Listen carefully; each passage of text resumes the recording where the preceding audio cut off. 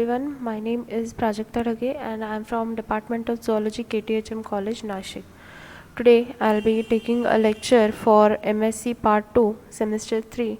The subject is soft skills and the chapter is Unit 2.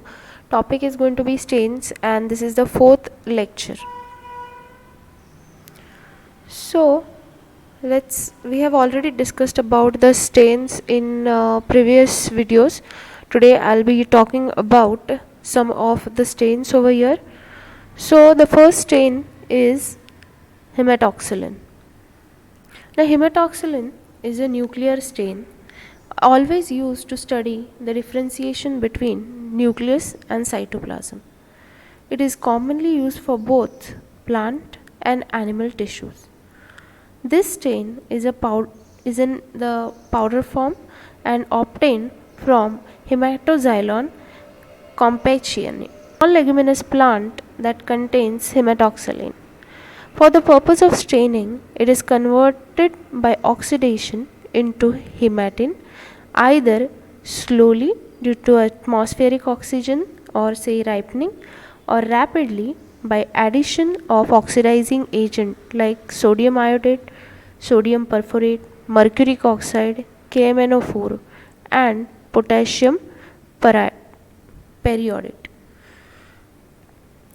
It means that hematoxylin is not itself a dye. It requires first to be oxidized to hematine by exposing it to atmospheric oxygen.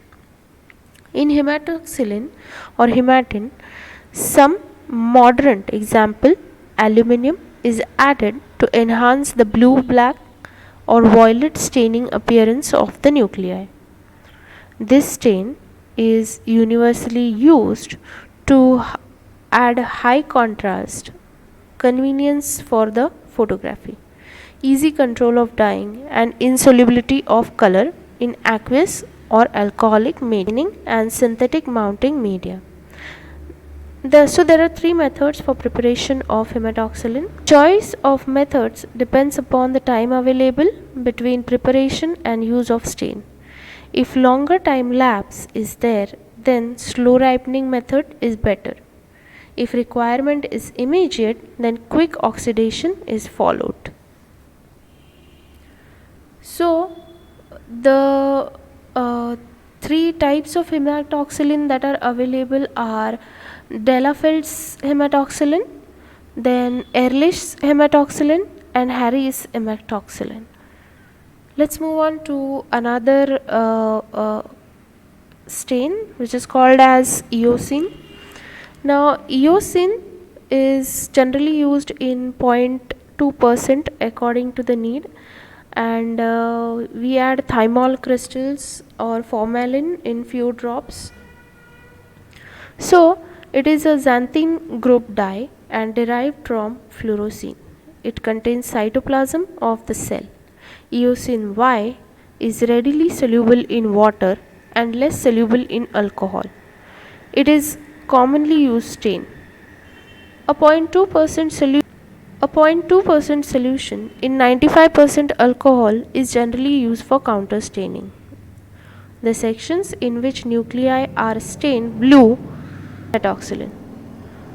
Sometimes stock solutions are prepared in tap water as the alkalinity of tap water enhances the result. Crystals of thymol or a few drops of formalin are added to prevent mold growth.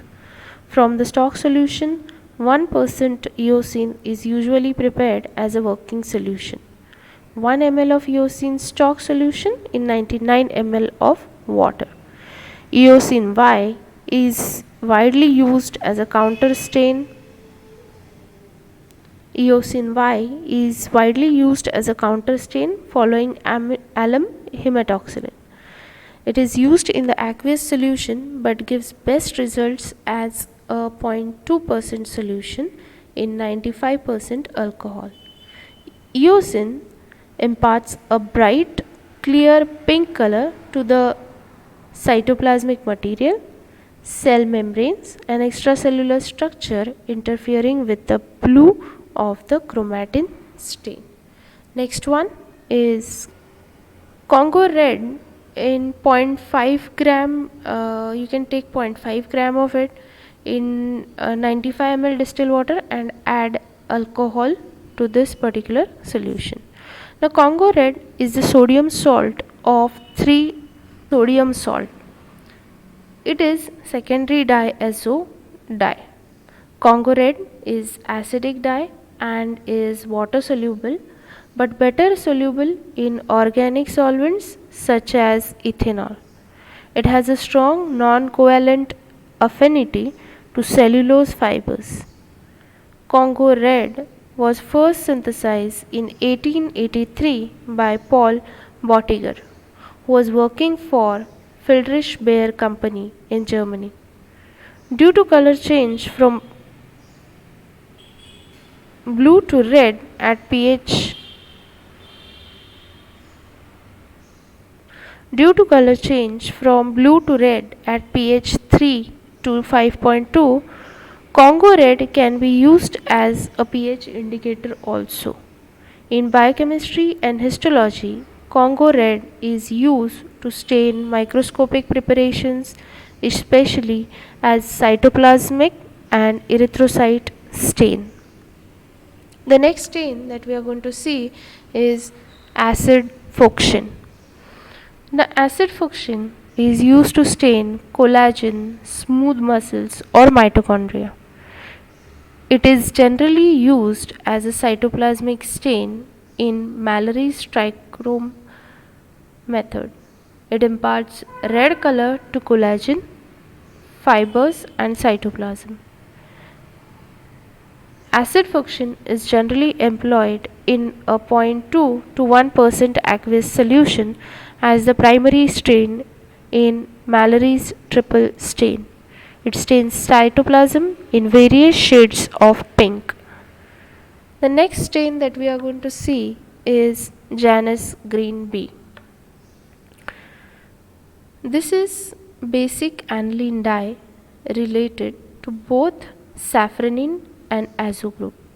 Solubility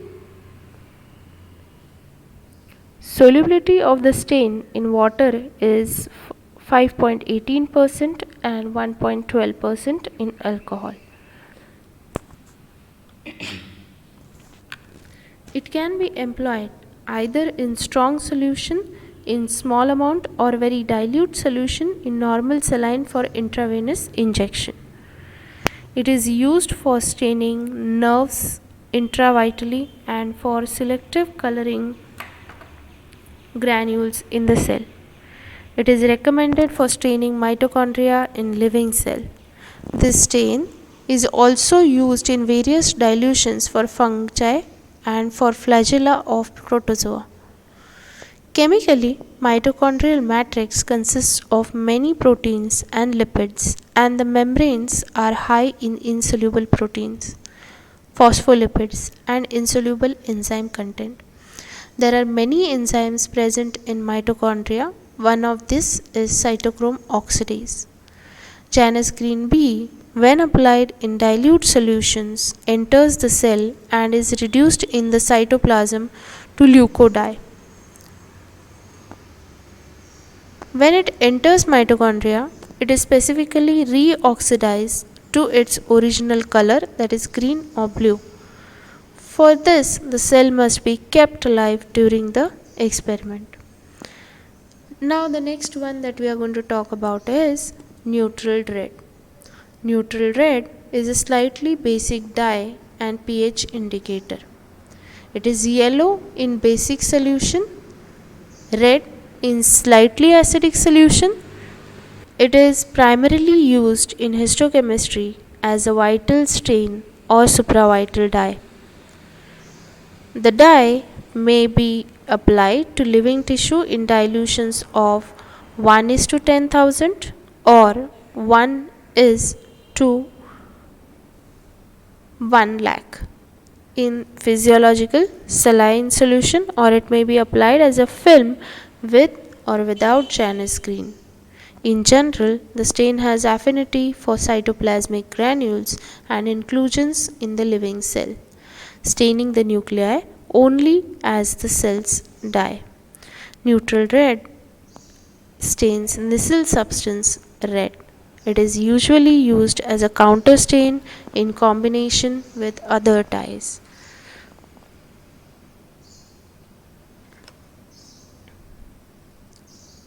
This was all from my side about the some few of the stains. Thank you so much.